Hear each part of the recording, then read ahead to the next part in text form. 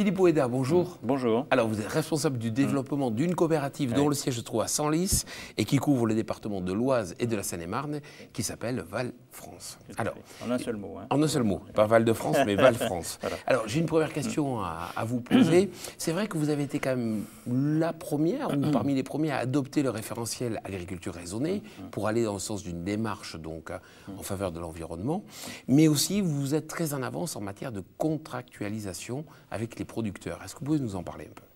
Eh bien, c'est une dynamique qu'on a effectivement mise en place dans les années 92-93, sortie PAC 92, lorsque le prix du blé, lorsque le prix institutionnel du blé a baissé, et compte tenu que notre clientèle, en quelque sorte, est principalement constituée de meuniers, il a été petit à petit intéressant, avec les échanges qu'on avait avec eux, d'essayer de différencier en quelque sorte nos productions de blé avec des cahiers des charges particuliers. Alors soit pour le label rouge, soit pour des cahiers des charges McDo et compagnie, donc avec des caractéristiques particulières. Et de ce fait, comme quand on fabrique une baguette, ça ne vient pas d'une seule parcelle, mais d'un ensemble de parcelles, vous comprenez que notre métier consiste à essayer de faire en sorte que toutes les parcelles, tous les producteurs qui participent à ce lot, par exemple un label rouge, puissent fonctionner de la même façon.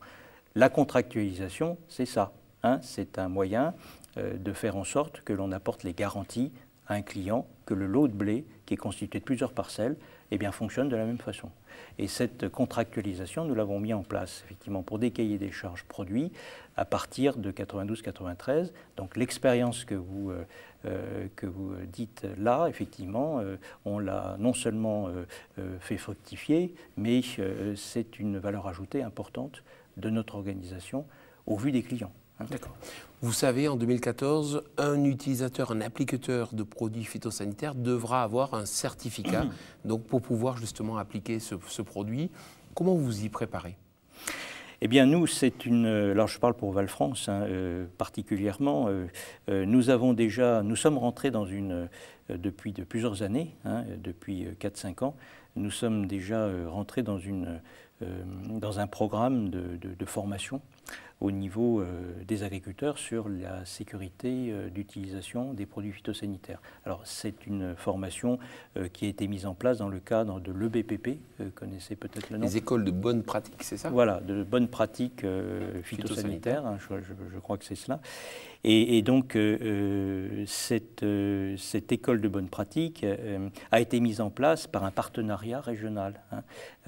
Donc nous intervenons, nous, comme support de base pour communiquer aux agriculteurs, et puis l'expertise en quelque sorte technique sur ces formations est apportée par les chambres d'agriculture, est apportée par l'UIPP, et sur ces expériences-là, eh bien, nous avons pu constater que ça marchait bien. Nous avons reçu près de 300 agriculteurs en l'espace de 3 ans, pour vous dire. Donc là aussi, ça fait partie d'une expérience d'organisation. Alors maintenant qu'on parle de certificato, qu'est-ce qui fait la différence? C'est que la formation s'accompagne d'un permis. Okay, donc on peut s'appuyer sur cette expérience et concrètement, ce qu'on a pu mettre en place, en particulier en Seine-et-Marne, c'est complètement appuyé, je me répète, sur ce qu'on a pu acquérir au niveau des écoles de bonne pratique. Donc en fait la transition, c'est ça que je veux dire, est facile pour nous du fait que nous avons déjà mis en place ces thèmes-là de protection des applicateurs dans un partenariat régional avec un ensemble d'acteurs. D'accord. Philippe Bouéda, merci beaucoup. Je vous en prie.